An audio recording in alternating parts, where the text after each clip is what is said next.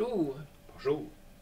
Bonjour, Patrice Desbiens, enseignant en éducation spécialisée au Cégep de Jonquière. Bonjour, Dominique Dumais, enseignante en technique d'éducation spécialisée au Cégep de Jonquière. On est ici aujourd'hui pour vous informer sur le programme en technique d'éducation spécialisée. Tu sais, Patrice, souvent on nous pose les mêmes questions, ça revient. Est-ce que tu te souviens des questions qu'on nous pose? Bien, effectivement, Dominique, une des questions qui revient le plus souvent, en fait, c'est quoi la technique en éducation spécialisée? On a une petite capsule qu'on va pouvoir vous présenter pour vous mettre un petit peu dans le bain, dans l'action de qu'est-ce que c'est, éducation spécialisée. On regarde ça. On regarde ça.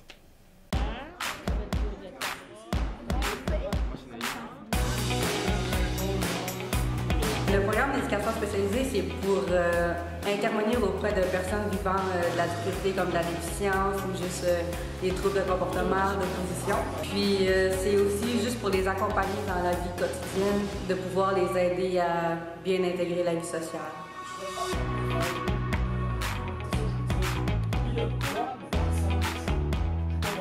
Ce qui est bien avec les stages, c'est qu'on sait tout de suite, parce que c'est à la 3e session de la technique, on sait vraiment si on aime le métier d'éducatrice spécialisée.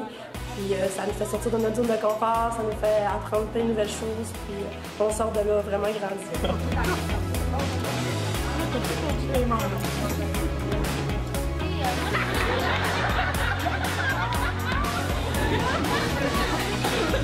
Un éducateur spécialisé, c'est quelqu'un de gentil, responsable à son affaire, qui est attentionné envers les autres, surtout envers les autres, parce que notre programme, notre technique est vraiment concentrée sur les autres personnes. On est proche des professeurs, je suis proche de ma cohorte, je me fais des nouveaux amis. C'est vraiment un programme unique en son genre où on apprend vraiment sur nous-mêmes autant que sur les autres.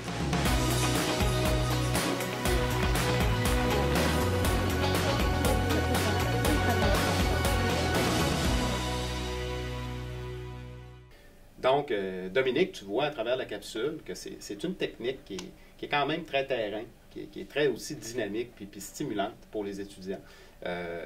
Une autre question qu'on se pose beaucoup en éducation spécialisée et qu'on se fait beaucoup poser, c'est quoi exactement le rôle et les tâches d'un éducateur spécialisé? Bonne question, Patrice. Et on a des collègues qui sont Yannick et Eric, enseignants tous deux aussi en éducation spécialisée, qui vont nous présenter une courte vidéo sur le rôle. On regarde ça. L'expert de l'intervention au quotidien, c'est l'éducateur spécialisé. C'est lui qui, dans la classe, quand un jeune, une jeune lui est assigné en 1 pour 1, c'est-à-dire en travail individuel, est capable de voir s'il a fait des progrès en langage, en orthophonie. C'est vraiment, l'éducateur spécialisé, c'est vraiment un accompagnateur dans la vie quotidienne. C'est faire avec la personne. Ce n'est pas faire à la place de la personne, c'est accompagner la personne dans son quotidien pour l'aider à augmenter son autonomie, l'aider à augmenter son bien-être, l'aider à augmenter ses capacités. C'est toujours faire avec. Ça peut aussi bien être de montrer à une personne à aller au guichet automatique, comme de montrer à une personne à se brosser les dents. Au niveau des devoirs, de gérer le stress. Dans tous les cours, il y a beaucoup de projets pratiques, concrets, avec des clientèles. En première année, dans le cours d'accompagnement, ils montrent des activités qui vont faire vivre à des personnes âgées. En langage, ils montrent des activités qui font vivre à des jeunes du primaire. Il y a des collaborations avec des écoles pour faire vivre l'activité avec des vraies personnes. Cette année, il y a eu un projet très intéressant en enfance où des éducatrices d'une école ont soumis des portraits d'élèves en difficulté, toujours sous la confidentialité.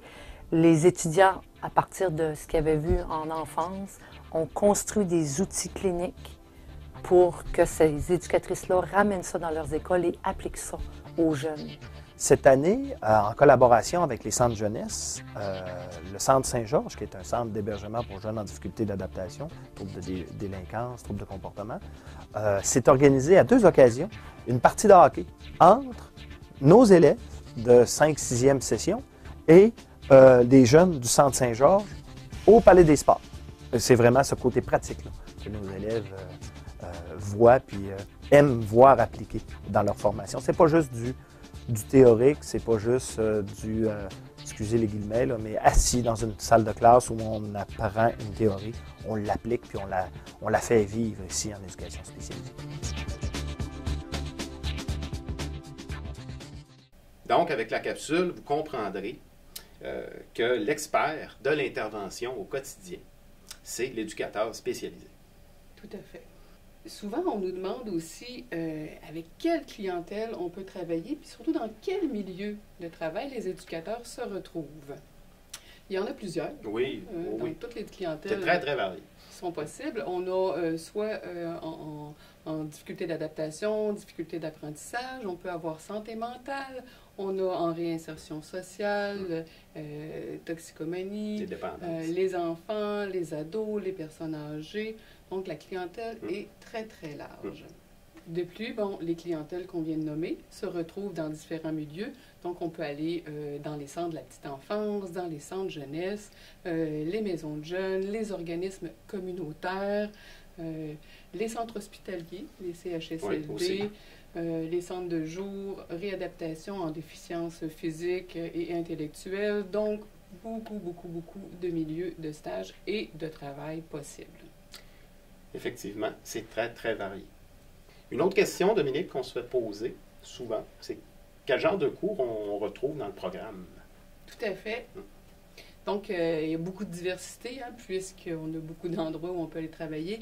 La clientèle, soit en santé mentale, en toxicomanie. Donc, il y a des cours, c'est sûr, d'adolescence. Ça, c'est un cours qui est donné en difficulté d'adaptation. On a le cours intervention éducative, comme tu disais, en dépendance et toxicomanie. Un cours de santé mentale, d'intervention en déficience aussi, troubles d'apprentissage et du langage. On retrouve aussi, là, avec les clientèles de personnes âgées, les cours en gérontologie, tout ce qui est, bon, tous les accompagnements, l'initiation à la profession, savoir comment on devient un éducateur et quelles sont les aptitudes à avoir là, pour être un bon éducateur. Des cours de relations d'aide aussi. Tout à fait, d'observation. Justement, Dominique, ça me fait penser que dans les cours, on a une capsule qui présente un projet.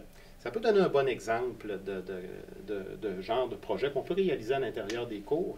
Il y en a un qui est en collaboration avec la Polyvalente de Jonquière, qui était avec le cours Adolescence et difficultés d'adaptation et en collaboration aussi avec Intervention en dépendance et toxicomanie. Fait qu'on regarde la petite capsule. C'est un projet de prévention qui a été monté par les étudiants.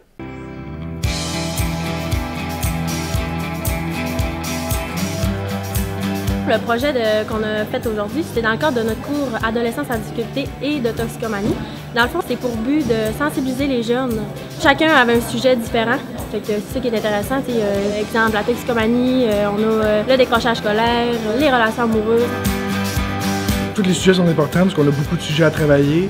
Puis que chaque sujet a ses défauts, puis que chaque sujet, ils ont besoin d'en entendre parler parce qu'ils ne savent pas tous les sujets, puis c'est normal aussi. On va dans les milieux, on va sur le terrain, comme on a fait des projets, on va dans les garderies, on travaille avec des enfants, on va dans des écoles, travailler avec des jeunes comme aujourd'hui. Puis c'est tous des projets comme ça qu'on est sur le terrain, qu'on pratique vraiment, puis qu'on est avec la clientèle. Aller vivre dans le milieu, voir ce qui se passe, on fait beaucoup justement de petites activités là, de quelques jours dans plusieurs clientèles. Donc oui, c'est très important. Là. Puis les clientèles sont très larges. On part d'un enfant très jeune ou personne âgée. Donc on peut toucher à n'importe quoi.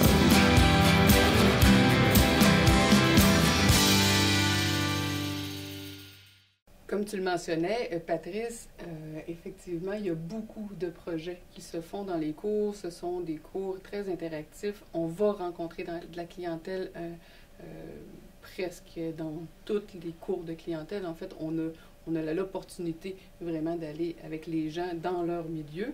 Et en 5e session, en plus, on a vraiment un gros projet de prévention qui est fait en équipe et qui dure toute la session.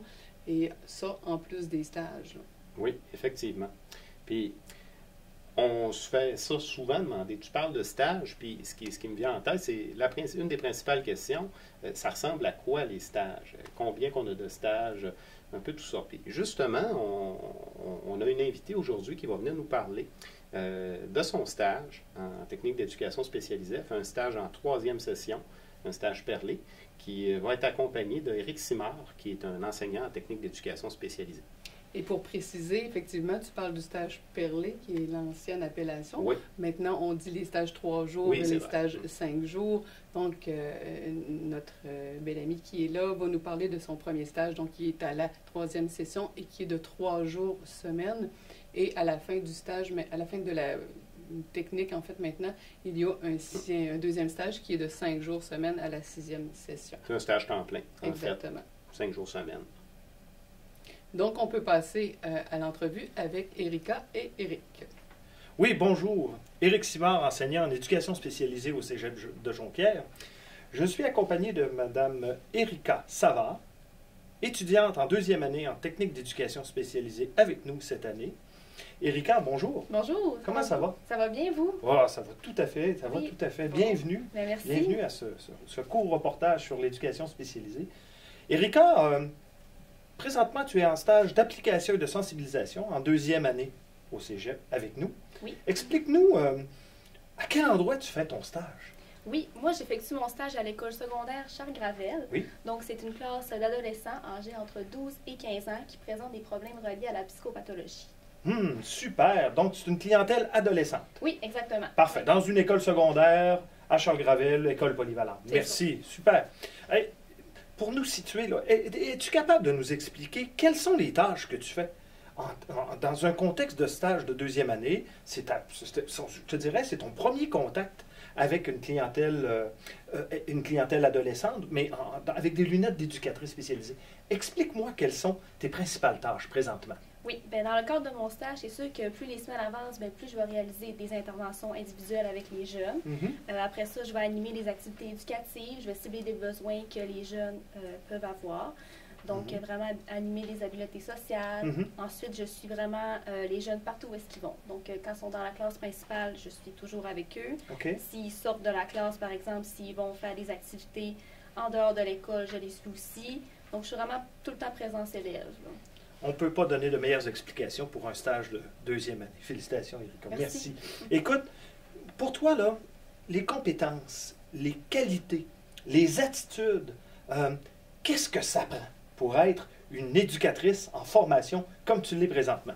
Oui, bien moi, je suis sûre que dans le fond, ça prend une bonne ouverture d'esprit parce que souvent, on peut entendre des choses qui sont quand même difficiles à entendre, des choses qui peuvent nous bouleverser. Donc, c'est important de le voir justement, comme vous l'avez dit, avec des yeux d'éducateur et pas juste nos yeux à nous. Donc, vraiment le voir sur une autre perspective. OK.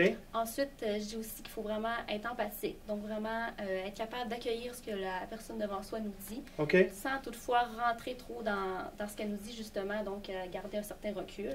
Une distance. Oui, exactement. Garder une distance. Puis aussi avoir une écoute attentive parce que c'est important de comprendre et d'accueillir aussi, comme je l'ai dit un petit peu, ce que l'autre nous dit pour être capable de l'aider, justement. Si je comprends bien, tu fais ça en collaboration avec ce qu'on appelle, nous, dans le milieu, une consultante professionnelle, une éducatrice spécialisée qui t'accompagne tout au long de ton cheminement en stage de 2e année. Je comprends bien tout ça? Oui, c'est avec ça. les attitudes, le savoir-faire, le savoir-être que ça prend. C'est ça, être capable de m'aider, de m'appuyer dans mes démarches, puis ça, c'est vraiment génial. Fantastique, fantastique. Écoute, dernière question. Oui.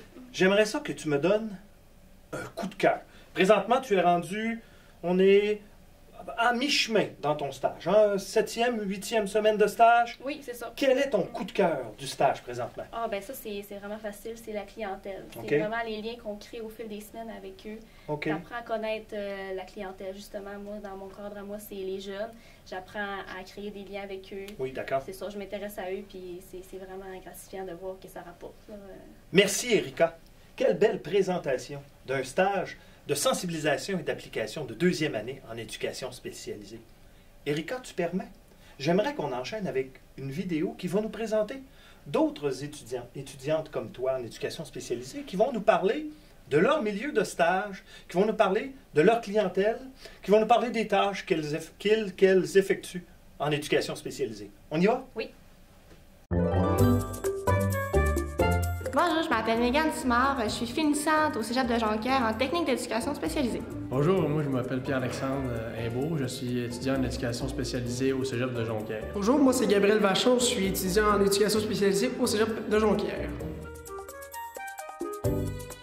Mon milieu de stage, c'est vraiment en prévention des toxicomanies à la polyvalente Charles Gravel. Mon milieu de stage, c'est la Maison des sans-abri de Chicoutimi. Mon milieu de stage, c'est la formation préparatoire au travail à l'école secondaire Charles Gravel. Je suis avec une clientèle majoritairement diagnostiquée de schizophrénie et autres troubles de santé mentale. Ma clientèle, c'est une clientèle de déficience intellectuelle de légère à moyenne.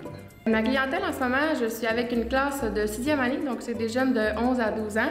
Puis on est une école désignée, donc on a des élèves avec des troubles de comportement graves qui ne sont pas fonctionnels dans leur école de quartier. Mon rôle auprès des étudiants internationaux, c'est de les accompagner dans leur quotidien, de répondre à leurs besoins spontanés, que ce soit à la maison, à l'école, que ce soit la gestion du stress. Mon rôle, c'est de les accompagner autant au niveau scolaire qu'au niveau social. Mon rôle, c'est de les accompagner dans leur quotidien et pour ensuite avoir des réinsertions, soit scolaires ou bien milieu familial.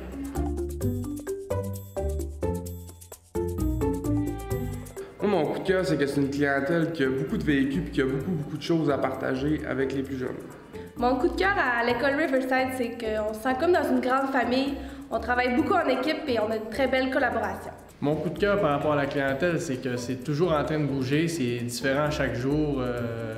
À toutes les fois que j'arrive à l'école, j'ai des situations différentes et c'est ça que j'adore dans cette école-là.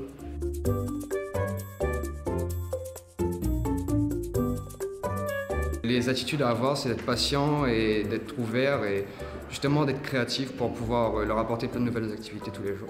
Les attitudes et les compétences à avoir avec cette clientèle, c'est s'adapter à eux, aller à leur rythme et être là pour eux, les encourager et surtout croire en eux. Pour moi, la plus importante, je pense que c'est d'avoir un bon jugement pour être capable d'agir avec les jeunes de la meilleure manière possible. Aussi, étant donné que c'est un travail très terrain, je pense que ça prend vraiment une passion, puis ça, on l'a ou on l'a pas. Donc, moi, j'aime ça mon stage. Vraiment intéressant et qu'on a des beaux étudiants en éducation spécialisée, là, c'est extraordinaire. C'est super. Ça va être facile de leur laisser prendre la charge de nos enfants et de nos parents pour s'occuper d'eux prochainement, dans le futur, et peut-être même nous, à un moment donné bientôt. Alors, pour être en éducation spécialisée, bien sûr, il faut avoir un profil spécifique. Je dirais que si tu aimes accompagner les gens, si tu penses être en mesure d'écouter, d'avoir de l'empathie, si tu penses que tu es bon dans imaginer des activités, animer des groupes, si tu possèdes une facilité d'adaptation et une ouverture d'esprit, alors cette technique-là, elle est pour toi. On t'attend, viens nous rejoindre. Si on résume, en fait, Dominique, étudier au Cégep de Jonquière en technique d'éducation spécialisée, c'est de nombreuses activités d'expérimentation, des rencontres avec des professionnels, des visites en milieu de travail, 2 stages, dont un d'observation à la 3e session, à la dernière session, un stage temps plein, 5 jours semaine, la conception de projets de prévention, d'intervention. Il y a des certifications aussi, RCR, PDSB, CPI, des formations qui se donnent à l'intérieur des cours, puis de nombreuses expériences pratiques. RCR, donc la réanimation cardio-respiratoire, ce qu'on donne en intervention en déficience, vous serez certifié si vous faites ce cours-là. PDSB, donc l'accompagnement pour les personnes handicapées au niveau de la mobilité, pour des lits, des adaptations pour transporter les déplacements, transporter les personnes. Et le CPI, c'est vraiment la gestion de crise, en fait, comment protéger son intégrité. Ces certificats-là font partie aussi donc de la technique. Et on termine, Dominique, en fait, avec les installations qu'on a en technique d'éducation spécialisée, dont un grand laboratoire qui sert beaucoup, je pense, pour nos étudiants. Un magnifique laboratoire, très grand, avec beaucoup d'espace, des postes de travail qui aident vraiment à l'appartenance, les relations entre nos étudiants, très important. Avec une technicienne en éducation spécialisée qui est là pour accompagner les étudiants dans leur activité, dans leurs projets. Il y a une salle d'informatique aussi, il y a une cuisine, un salon. Dans le fond, tout ce qui peut aider les étudiants à accompagner les gens dans leur quotidien, de leur faire vivre des activités de vie quotidienne. Aussi beaucoup de matériel pour monter, organiser, structurer toutes sortes d'activités qui viennent en aide, qui sont pour les personnes, puis qui les aident à travailler à partir des besoins des gens. Oui. Merci, Patrice. Ben, merci beaucoup, Dominique. Merci beaucoup de nous avoir écoutés et on espère vous recevoir là, dans une future cohorte en technique d'éducation spécialisée. Merci. Merci. À bientôt.